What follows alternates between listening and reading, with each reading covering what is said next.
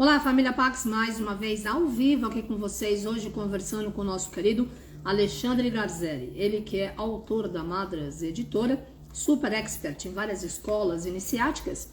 E hoje ele escolheu um tema bárbaro, olha só, a Ordem dos Filósofos Incógnitos. Então, vamos aqui dar boas-vindas ao querido Alexandre Garzelli, para que ele possa estar conosco. Amanhã convido a todos a estarem aqui com a gente. Eu vou conversar com o nosso querido Julian Michael, direto de Nova York. Ele que é o numerólogo das estrelas, vai estar falando sobre a numerologia de 2023, hein? Eu vou estar traduzindo, é claro. E aí, Ale, tudo bom? Olá, tudo bem? Boa tarde, Tá, Carmen. Como é que tá você tá? Tudo perfeito, tá certinho com a tudo altura ótimo. aqui? Então tá bom. Aquela boa tarde para ti, boa tarde para todos os amigos e amigas da Pax Universal, né? E vamos aí neste calorão que deve estar te deixando muito alegre, né? Mas está abafado demais. Mas nós somos assim, né? Quando tá frio demais, tá frio demais. É, Quando tá abafado mas, demais, tá ó, eu vou te abafado falar, eu demais. tô contente, mas eu não tô tão feliz quanto eu costumava ficar, porque esse calor tá absurdo. Tá tudo mudado.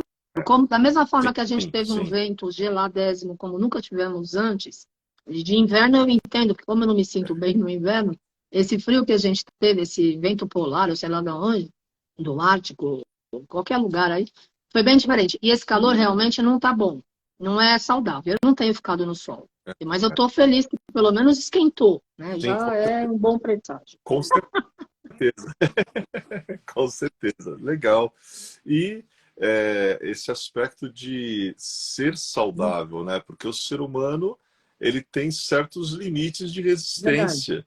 Então a gente não está tão adaptado para resistir a frio intenso ou É. temperaturas tão altas, né?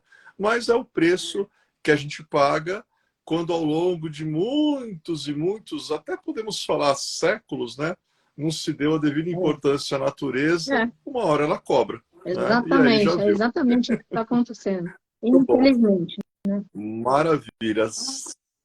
Sem querer te assustar, eu mandei um Ah, então eu monte vou de abrir, fotos do porque teu olha, foi um dia arcano, tão mas pode corrido ser. hoje que eu nem vi. Eu até É, pensei antes de entrar no ar, eu fica, sentei aqui fica 2 minutos antes das 5, só para você ter uma noção.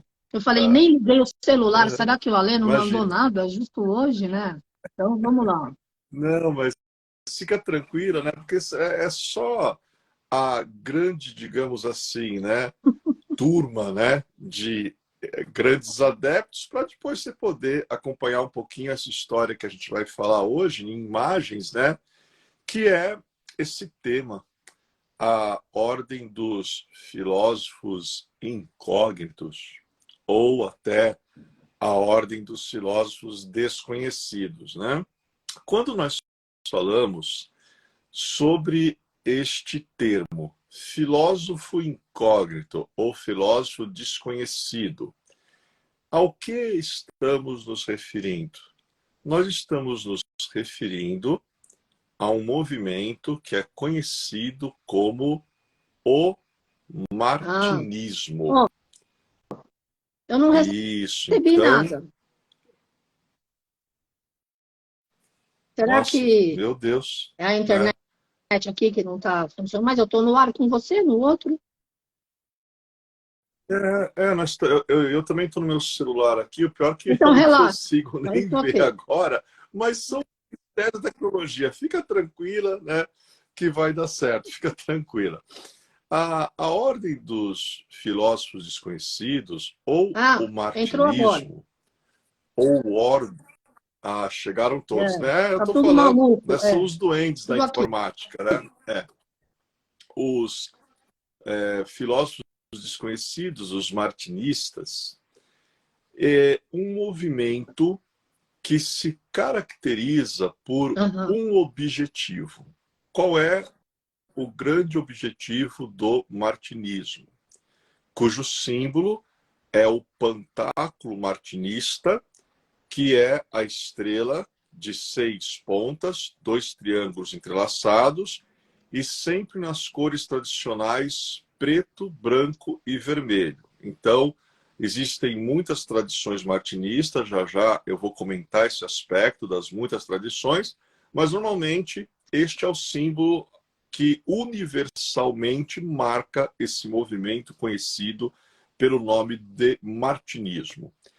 O objetivo do martinismo é a reintegração do gênero humano à sua origem divina.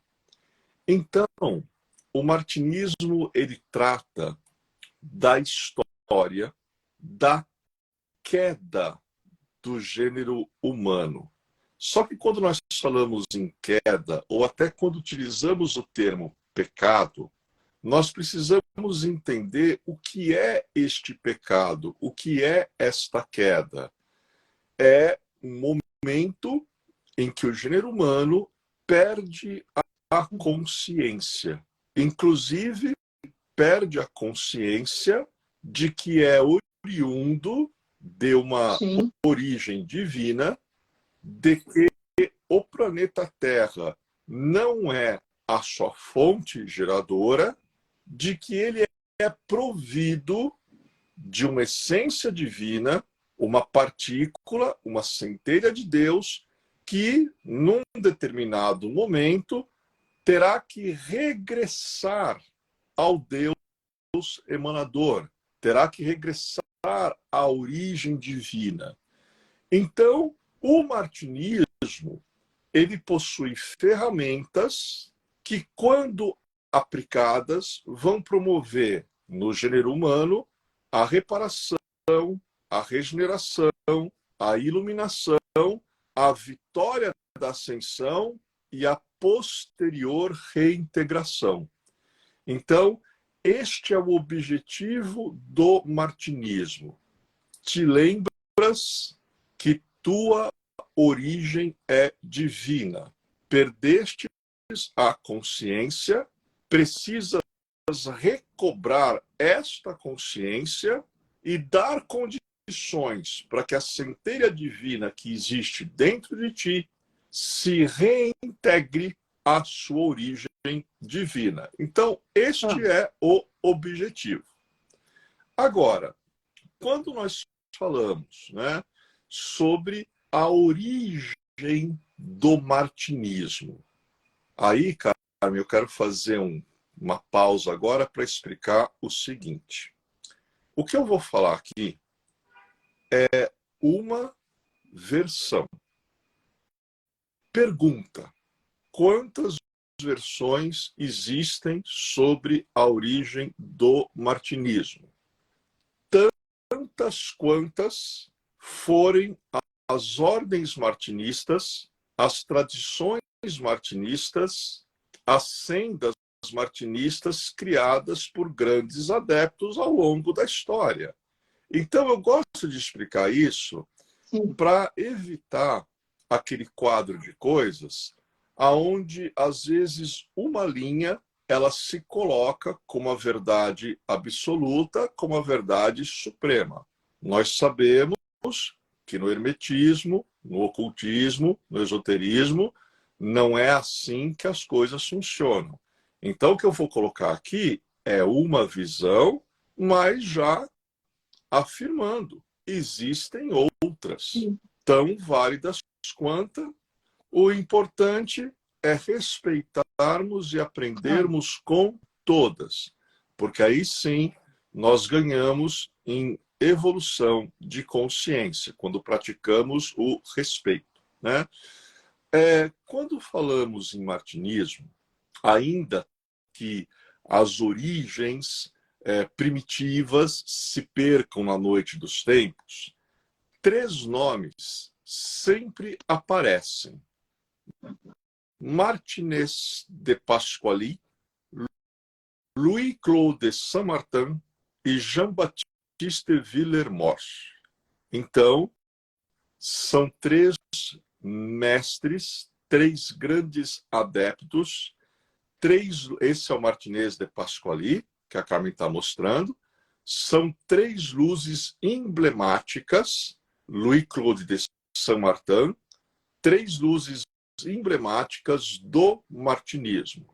E agora vai aparecer aí o Jean-Baptiste Villermoz. Então, eu vou dar uma resumida para a gente entender um pouco, Carmen, como a relação entre esses três homens começou. Da seguinte maneira, Martinez de Pasquali, ele era um grande adepto, ele praticava a teurgia pura, que é a chamada magia divina. Um grande ocultista, um grande estudioso, uma referência em toda essa temática hermético-esotérica ocultista. E ele fazia parte de um movimento que era conhecido pelo nome de Eli Cohen.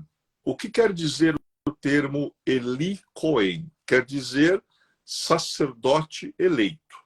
Então havia um movimento extremamente fechado, que continua ultra fechado até os dias atuais, esse movimento dos Eli Cohen, os sacerdotes eleitos, aonde entre várias temáticas se praticava uma teurgia de ponta que chegava até a efeitos de taumaturgia.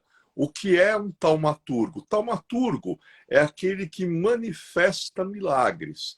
Por exemplo, o nosso querido e bem-amado Mestre Saint-Germain, ele é conhecido como um grande taumaturgo, né, no continente europeu, porque ele manifestava coisas incríveis.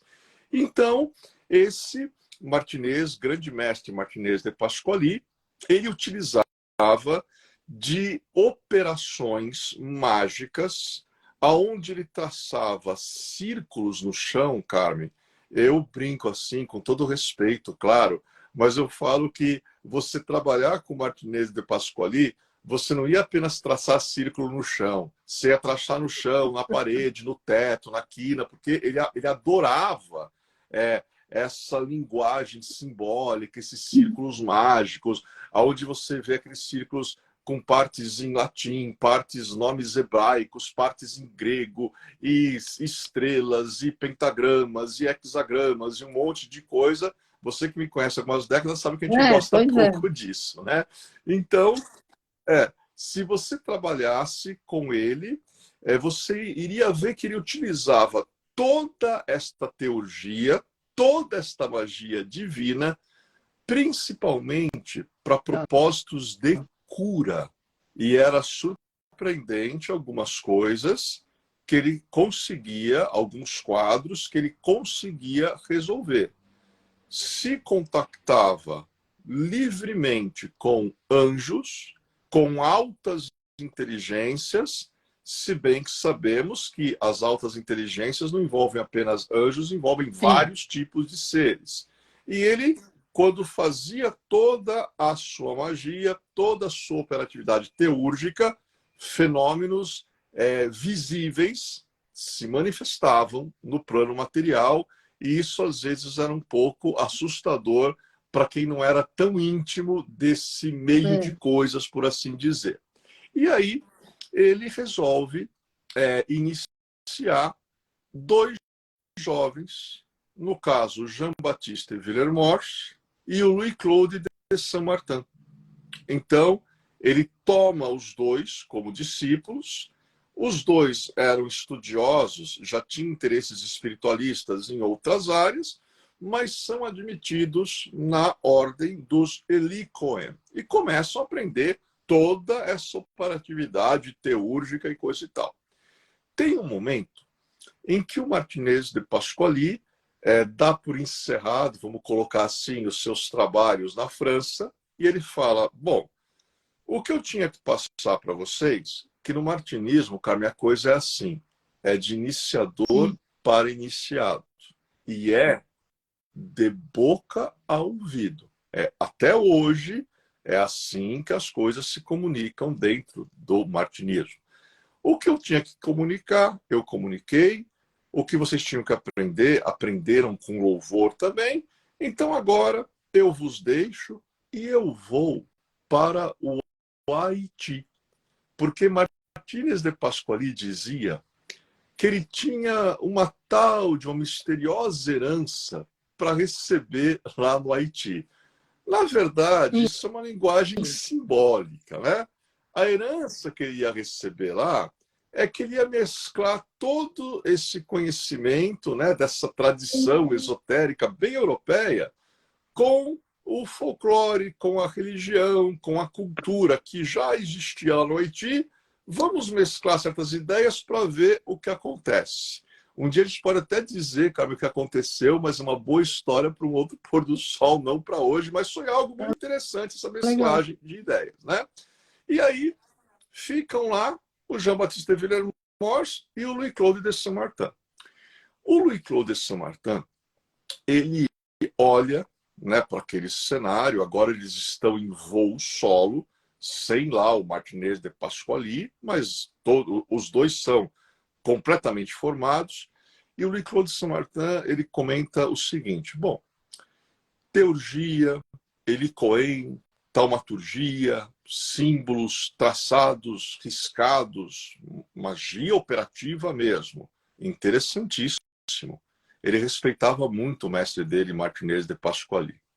Mas ele pensa o seguinte: eu vou tentar desenvolver tudo aquilo que o mestre me ensinou sem ter que usar tantos elementos exteriores. Então eu vou criar um caminho aonde eu mergulhe dentro do meu próprio ser, eu procure a comunhão plena com o meu coração, daí o porquê a senda dele é chamada de a senda cardíaca, né? Senda cardíaca é a mesma coisa que o caminho do coração, e por meio da fé, por meio da oração, centrado no meu coração, eu vou tentar promover tudo o que já estamos promovendo, só que sem utilizar tantos aparatos externos. Não que, até tem uma coisa, uma ideia que tem que ser corrigida, algumas pessoas falam que Saint-Martin achava perigosa a teurgia, não concordava, por Saint-Martin nunca discordou de Louis-Claude de Martinez de Pasquali, que era o mestre dele, nunca. Mas ele tinha um certo cuidado, porque ele entendia uma coisa, é nós lidarmos com esse tipo de assunto entre autos iniciados. Agora, será que no futuro todas as pessoas serão tão estudiosas assim? Todas as pessoas serão tão aplicadas, se aprofundarão tanto? Então, as pessoas que não têm essa profundidade, é um pouco arriscado que tentem mexer com certas coisas sem ter o conhecimento. Agora, você fechar os olhos, você mergulhar dentro de si mesmo, você entrar em sintonia com o teu coração, por orações e por fé, isso é algo que todo ser humano com boa vontade consegue realizar e consegue atingir coisas incríveis também. Então, a gente comenta isso hoje, Carmen, você até já sabe o que eu vou dizer agora. Enfim, cada um tem a liberdade de escolha, nós não somos polícia do mundo, nós não somos fiscais das pessoas de forma alguma, só que um comentário aqui eu vou fazer. Quando eu vejo, Carmen, hoje em dia, vendidos assim, como se vendesse qualquer artigo de supermercado, entre aspas, cursos de teurgia na internet, eu fico preocupado. Ainda porque até pessoas menores de 18 anos de idade, se quiserem, pode ter acesso a isso. É correto? Minha opinião pessoal, não, porque nós sabemos bem o que é teurgia e do preparo que a pessoa precisa ter para lidar com essa temática. Agora, eu vou repetir, respeita-se a liberdade de escolha de cada um. Cada um faça o que bem entender, mas que cada um também entenda que existem leis divinas, para as quais, pela lei de causa e efeito, alguma hora nós temos que responder, né? Então, o Louis-Claude de Saint-Martin, ele teve esse cuidado na época dele, porque ele já via que sem a devida instrução ou um mestre acompanhando, a coisa podia ficar muito complicada. E ele cria essa via cardíaca. A via cardíaca, hoje em dia, nas tradições martinistas que são mais abertas, que são mais fáceis do público acessar, é ela que impera, é ela que vigora. E é muito interessante quando nós falamos nas tradições martinistas. Existem várias, não é apenas uma tradição martinista. Mas as tradições martinistas, que elas têm um viés de estudo do esoterismo judaico-cristão. Então, o que eu vou aprender se um dia eu ingressar no martinismo? Nas linhas mais abertas, mais acessíveis, o que você vai aprender é o esoterismo judaico-cristão. Agora, quando nós falamos em esoterismo judaico-cristão, o termo cristão não é o cristão da religião esotérica com X, da religião de massa ou das religiões abertas. Nós estamos falando de um cristianismo gnóstico, primitivo, anterior até mesmo ao estabelecimento do Vaticano. Mas a maior parte das tradições martinistas mais acessíveis ao público trabalha com esse esoterismo judaico-cristão, o que não quer dizer que o martinismo, no seu aspecto geral, nas várias tradições que existem, seja apenas judaico-cristão. Porque tem linhas de martinismo que elas não têm esse aspecto judaico-cristão. E elas lidam com outros aspectos tão interessantes quanto. Só para a gente entender que tem várias, né, tradições. Então, o Louis-Claude de Saint-Martin deixou um legado que nessas linhas mais acessíveis, né, existe até hoje e vai maravilhosamente bem sob a luz da alta invisibilidade. O Jean-Baptiste Villers-Morse, ele observa Nelson Martin operando, trabalhando na via cardíaca, obtendo resultados, e ele fala, muito bem. Então ele vai desenvolver dessa maneira. O Martinez de Pasquali, meu mestre, era um aspecto mais teúrgico. O Jean-Baptiste Villers-Morse, além de martinista, ele era maçom. Legal. E aí, os maçons têm todo um corpo de símbolos, de alegorias, de rituais, de cerimônias. O Jean-Baptiste Villers-Morse, ele pega o martinismo e ele traz o martinismo para esse modus operandi maçônico.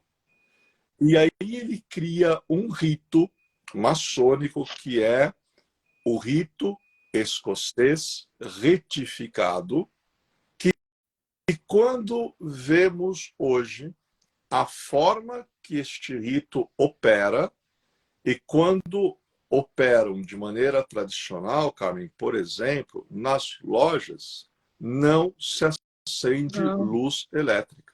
Então, o rito inteiro é feito à luz de velas. Quando nós falamos rito escocês retificado, esse termo retificado, o que pretende esse rito? Pretende com que o gênero humano se retifique para que ele possa se reintegrar à sua origem divina. Então, é um rito que tem muitos elementos do martinismo. Foi a maneira que o Jean-Baptiste Villers-Morse encontrou para trabalhar com o legado que ele havia recebido de Martinez de Pasquali, ao passo que Louis-Claude de Saint-Martin e a sua via cardíaca. Então, é bem interessante ver o trabalho que cada um deles fez. Agora, eu vou aproveitar que a gente vai entrar numa epopeia agora, e antes de entrar, eu vou tomar minha famosa água, enquanto a Carmen vai dar os recadinhos aí que ela sempre dá. Família Pacto, amanhã, então. Hoje é dia de Nossa Senhora de Guadalupe. Olha que lindo, 12/12/22. Amanhã eu tô aqui conversando com o nosso querido Julian Michael, ele que é americano. mora em Nova York agora. Ele esteve no Brasil em 89, na nossa segunda conferência de metafísica na USP. Depois ele voltou várias vezes para as conferências do AMB. E amanhã ele vai estar aqui com a gente falando sobre a numerologia de 2023. O que que 2023 espera e o que a gente pode fazer para melhorar o nosso momento. Ele é conhecido como numerólogo das estrelas, porque ele faz numerologia de todas as celebridades. Ele morava em Los Angeles, perto de Hollywood, no começo. Na realidade, ele mora no mundo. E eu estou bem feliz que a gente reconectou e amanhã ele vai estar aqui falando sobre 2023. Assunto atual para todos nós, né? Você quer que eu mostre mais alguém aqui daquilo que você me mandou? Não? Ah, Já já vai começar. Até bom, já deixa agitado aí, porque agora eu vou fazer um legal. resuminho, porque sempre tem essa curiosidade. Tudo bem, o martinismo, você está falando, né, lá o continente europeu, mas como o martinismo ele chegou ao Brasil? E quando as pessoas tentam responder essa questão, elas se voltam para o Ah, rosacrucianismo, porque o rosacrucianismo, normalmente, dentro dele, ele guarda tradições martinistas. Só que antes mesmo que o rosacrucianismo chegasse aqui no Brasil, pelo menos essas expressões que conhecemos hoje, né? Já haviam movimentos martinistas se formando em nosso território nacional. E como isto começou? Bom, no ano de lá 1904, atrás. olha a data, Carmen, 1900, bem lá atrás, 1904, o ocultista Papi, a gente escreve Papos, né? Mas você fala Papi, que ele é uma referência no ocultismo em várias vertentes, né? Esse ocultista, você vai ver no quadro dele, Carmen, caracterizado pela generosa barba que ele Uma tem, cara né? de Uma expressão bem intelectual séria, ele é. inclusive. Era médico, sim, era médico também, né? Então, esse ocultista, ele tem contato com o poeta brasileiro, filósofo Dário Veloso. Esse aí não tem a foto dele aí, mas já já você vai mostrar a última de hoje. E aí o Dário Veloso, ele recebe do Papi, em 1904, o título de soberano delegado da Ordem Martinista para o Brasil. Porque na época do Louis-Claude de Saint-Martin, Pasquali, Villermoz, um pouco depois, haviam diversos movimentos depois martinistas. E o Papi e os ocultistas da época dele, contemporâneos, eles organizaram, eles tentam criar um Uhum, corpo único para a coisa também claro, ficar claro, organizada, não virar, evidentemente, né? Porque com claro. tantas linhas, imagina o que podia acontecer. Então é interessante que o Papi, em 1904, ele fala: Dário Veloso, você no Brasil será o soberano delegado da Ordem Martinista no Brasil. Isso quer dizer que ele tem a autoridade para abrir lojas martinistas no Brasil. Eu estou aqui com uma lista, cara, que se você visse, você ia rir para mim agora. O esquema que eu fiz aqui para não esquecer nenhum ponto, né?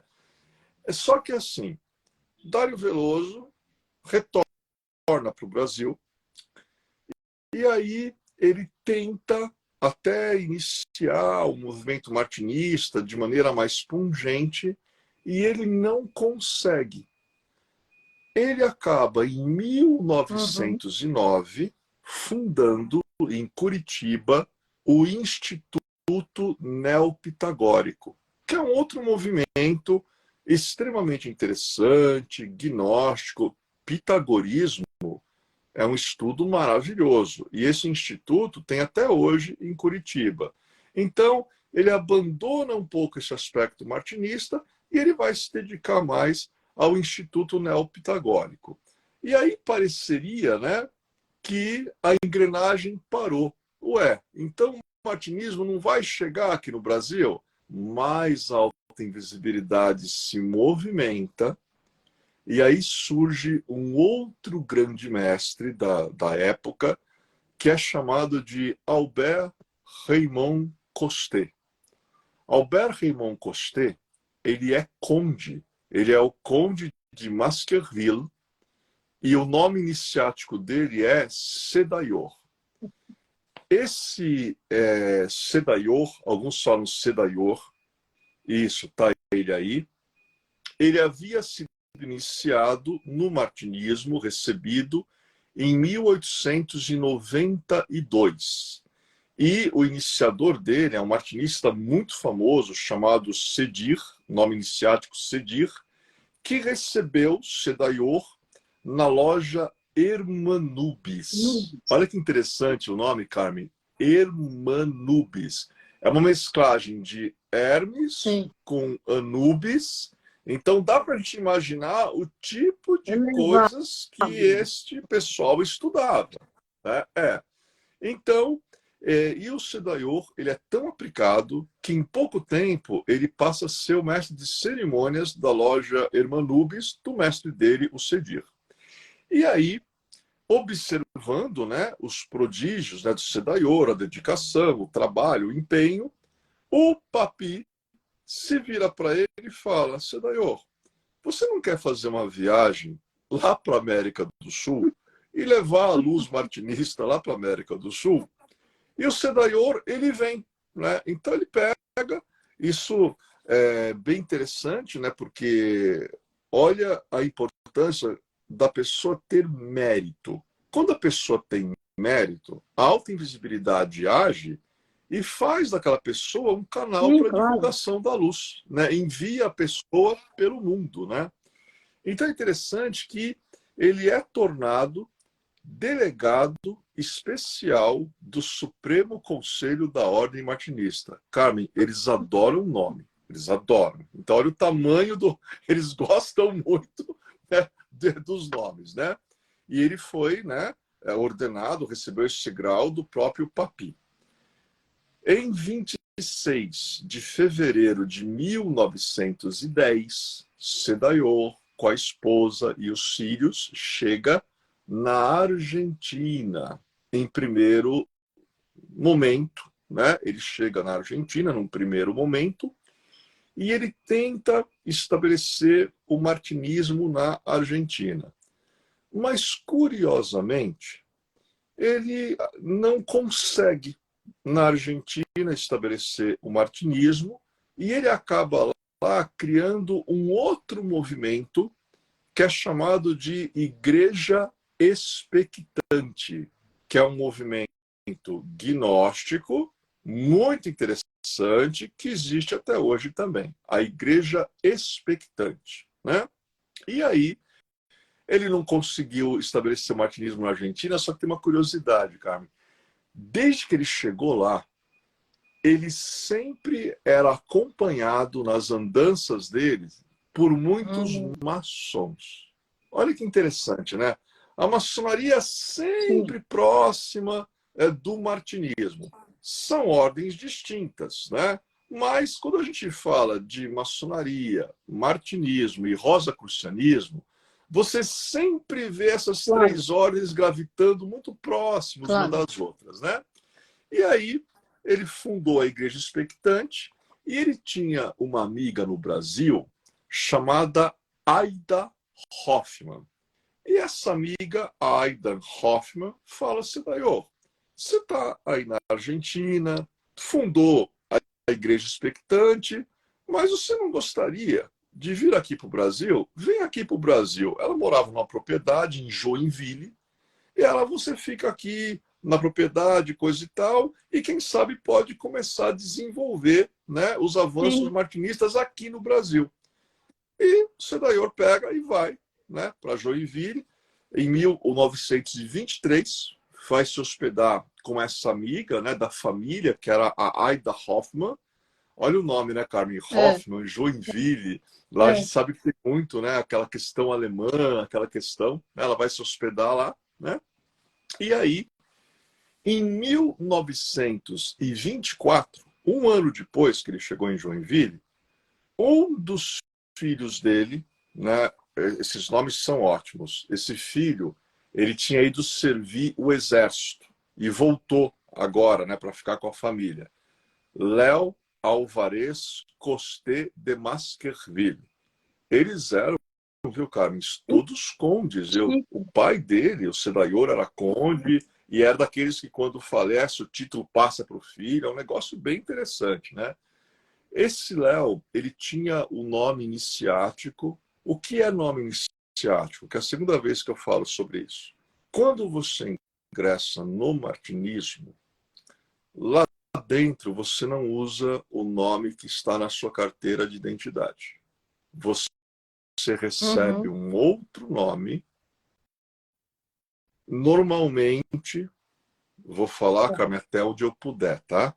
Normalmente, quando se está no início, você às vezes recebe o nome de um mestre passado do martinismo que já está na alta invisibilidade. Quando você avança para graus superiores, aí você recebe outro tipo de nomes, né? E é interessante que este nome de mestres que já estão na alta invisibilidade é uma coisa tão séria para o martinista, porque a partir do momento em que o martinista ele porta aquele nome, ele tem uma comunhão com aquele mestre passado, que pode orientá-lo mesmo do plano espiritual. E isso é levado muito a sério, muito a sério. E o nome iniciático do Léo Alvarez Costé de Baskerville, iniciático, é Gerel. Claro que ele foi iniciado pelo próprio pai, o Sedaior. Então ele volta em 1924 e ambos têm uma ideia. Vamos falar com o Dário Veloso, porque está todo mundo no sul do Brasil. E eles vão até lá conversar com o Dário Veloso, que nessa época, Carmen, já está com idade bem avançada. E aí o Dário Veloso vira para eles e fala assim, olha, vamos fazer o seguinte, eu vou fazer o seguinte, o Sedaior, o título que o Papi passou para mim, eu vou passar para você, e de posse desse título você vai desenvolver o martinismo no Brasil. É um cavalheirismo que às vezes hoje em dia, Carmen, sabe, a gente sente falta. Porque eles eram muito cavalheiros, eles eram muito assim, a arte da diplomacia, aquela elegância. E já que tem tanta coisa antiga que está voltando, né? Por que essas coisas também não voltam? Falta muito O respeito, né, cavalheirismo, das a pessoas hoje em diplomacia. dia, né? Então, justamente. Então eles têm essa conversa amistosa, cavalheiresca, diplomática, né, com o Dário Veloso, que passa, né, esse título de soberano delegado da Ordem Martinista do Brasil, passa para o Sedaior, e aí junto com o filho, com o Gerel, em 22 de 8 de 1925, é uma data interessante, porque nesse ano, né, meu pai nasceu, para você ver como é que tem tempo essa história, né? Em 22 de agosto de 1925, em Curitiba, eles fundam uma loja martinista, o Sedaior e o Gerel. Pergunta, Carmen, você quer tentar chutar qual é o nome da loja? Não sei. Hermanubis, que é o nome da mesma loja que lá na Europa o Sedaior foi iniciado pelo mestre dele, o Sedir. Então, você vê só a educação para homenagear o mestre, para homenagear a loja que iniciou, eles batizam, a primeira que eles formam aqui, eles dão o nome de loja Hermanubis, né? E aí depois, pai e filho vão para os lados de Goiás. Olha como eles começaram a andar para o Brasil. Eles vão para o lado de Goiás e lá eles fundam lojas e começam a expandir o martinismo no Brasil, né? Então é muito interessante, porque a loja em Goiás, olha outro cavalheirismo aqui, se chamava Loja Papi, em homenagem ao Papos, né? Ao Papi, Loja Papi. E a expansão é incrível. Eles começaram em 1925, no ano de 1943, o Cedayor ele transcende para a alta invisibilidade, ele transcende para o plano espiritual, mas até essa data, com o filho dele, eles fundaram mais de 30 lojas martinistas no Brasil. Numa época aonde não é como hoje, aonde a gente tem as facilidades de comunicação que temos hoje, eles fizeram algo, né? Porque você tinha que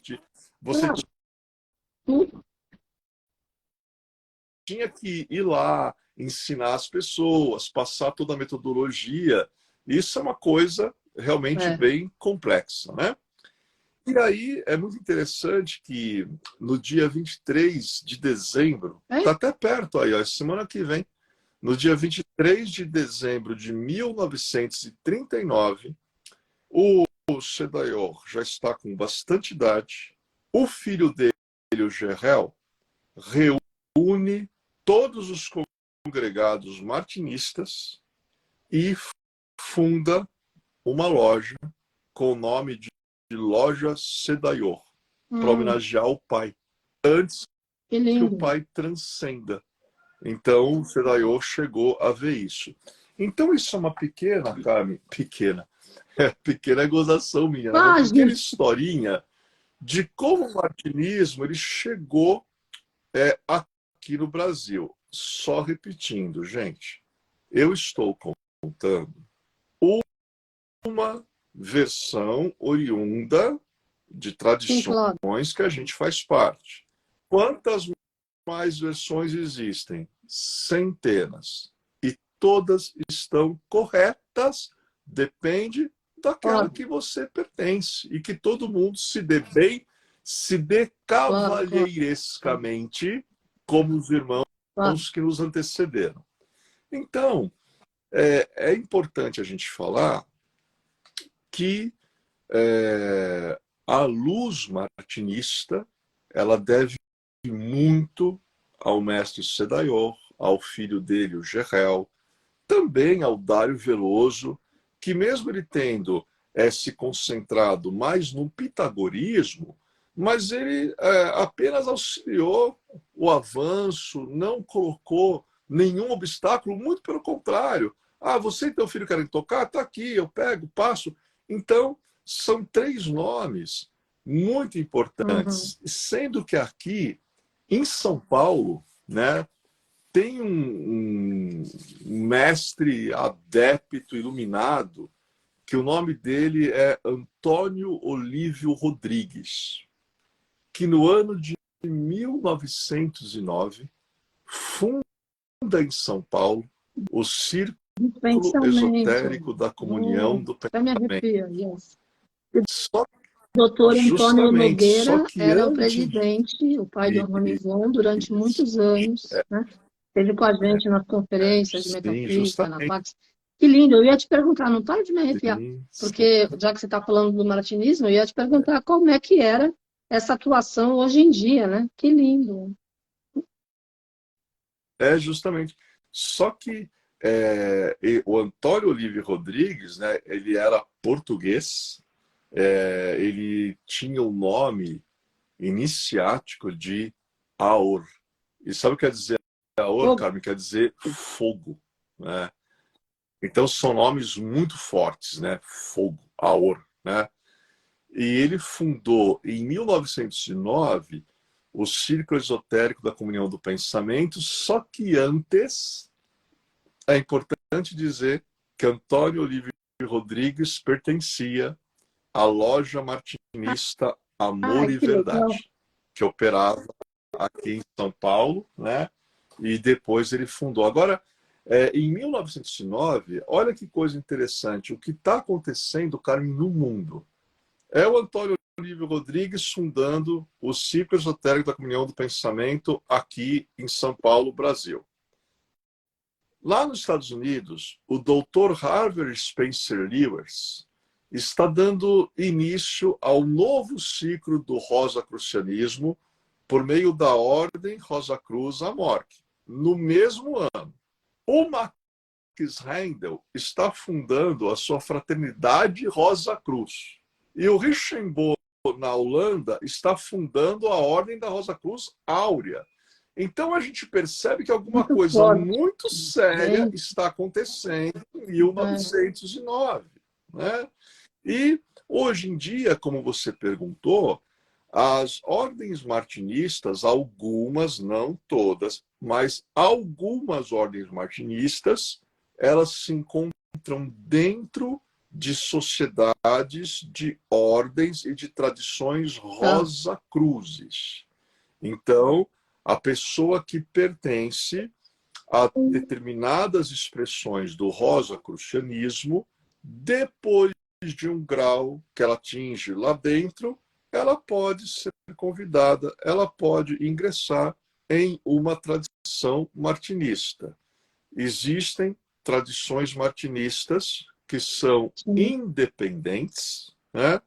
E tem uma história até muito curiosa para a gente entender que parece que certas questões é impossível alguém dizer não, porque a minha versão é a correta. Né? Tem um momento em que martinistas franceses, né, liderados pelo grande mestre Philippe Nizier, que é o Philippe de Lyon, que a maioria deles todos franceses, né? Eles vão para a Rússia. Só que quando eles chegam na Rússia, eles reparam que entre os russos também já existia o martinismo. E aí eles se perguntam, mas quem é que trouxe para cá o martinismo? Então, é aquela expressão que nós usamos. É uma história que se perde na noite dos tempos. Agora, cujo teor, cuja essência não muda. E a essência do martinismo é: se compreenda, entenda a si mesmo como um ser que passou por uma queda.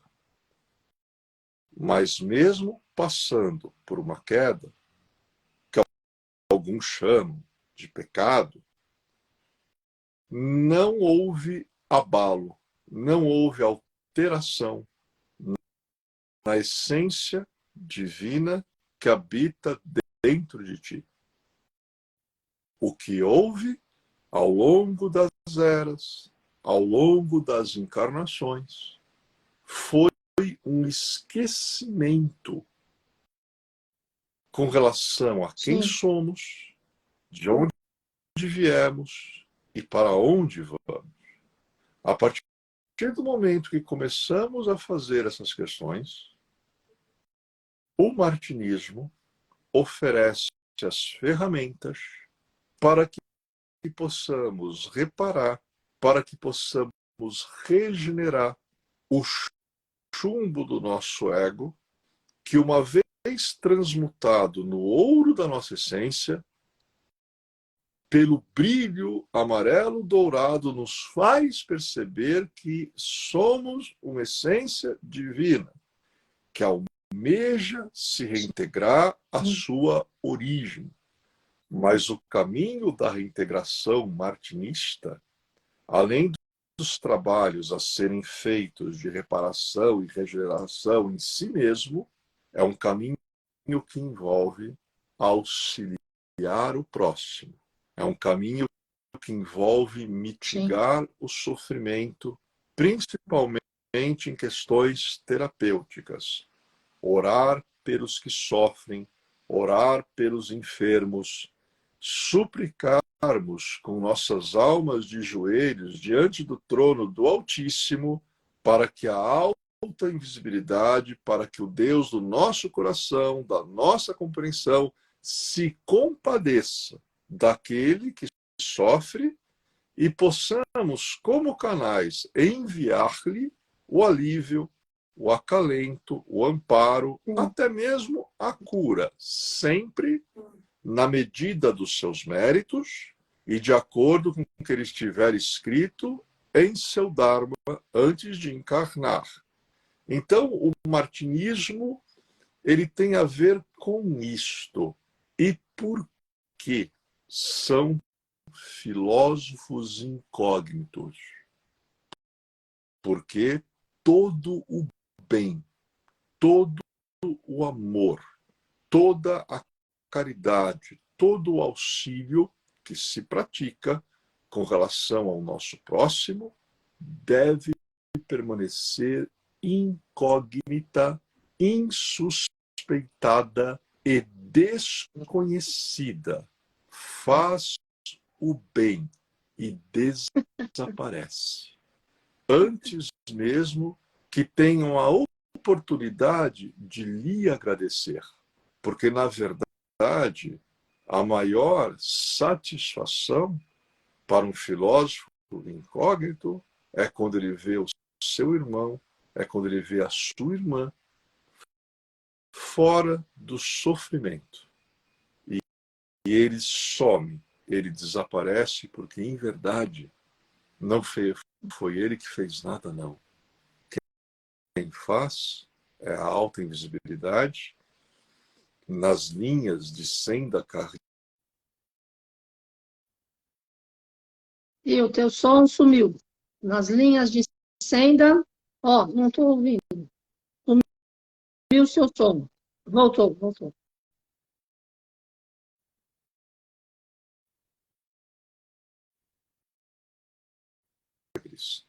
Nas linhas martinistas, né, mais judaico, de estudo judaico-gnóstico-cristão, é o venerável Mestre Jesus o Cristo, divino, reparador e regenerador dos mundos e dos homens. Então, em verdade, ele, os mestres martinistas da espiritualidade, a alta invisibilidade, o Deus do nosso coração, da nossa compreensão, é que, em verdade, operam. Os martinistas são aqueles que somem, aqueles que desaparecem. Faz o bem e desaparece. Lindo, adorei. É isso. Maravilhoso, É isso como aí. sempre, Ale. Muito bom mesmo. Eu fico feliz porque no mundo hoje, né, que nós precisamos tanto de filosofia, de inspiração, de educação, de valores humanos, de retorno ao real sentido das tradições que nos trouxeram até aqui, é importante que você nos dê essa super aula para entender que até hoje tudo isso prevalece, que até hoje existem ordens e pessoas interessadas em aprender, evoluir e a entrarem nessas escolas iniciáticas. Isso é super importante. Com tanto blá, blá, blá que não leva a lugar nenhum no planeta, nós precisamos retornar à consistência, à essência, né? À natureza da vida. E, no final, eu acredito que essa pandemia também está fazendo com que todo mundo possa reavaliar e voltar às origens da própria espiritualidade, né? Olha, família Pax, amanhã eu estou aqui com o Julian Michael, numerólogo das estrelas, vai falar sobre 2023. Você tem 5 minutos e meio. Eu tive que borrifar um monte de citronela, porque tá cheio de bichinho aqui, então eu vou tomar uma água. Aqui também, o tempo é tá seu. fogo, né? E você vê só esse som que vai, que volta. A tecnologia é aquela coisa Mas que a gente comenta é que não é só sempre, isso, ainda bem né? que Eu adoro, voltou. quando chove, eu abro todas as janelas para entrar chuva e tal. Aí entra bicho, entra tudo, entra passarinho. Mas o passarinho não me perturba, né? Mas o bicho.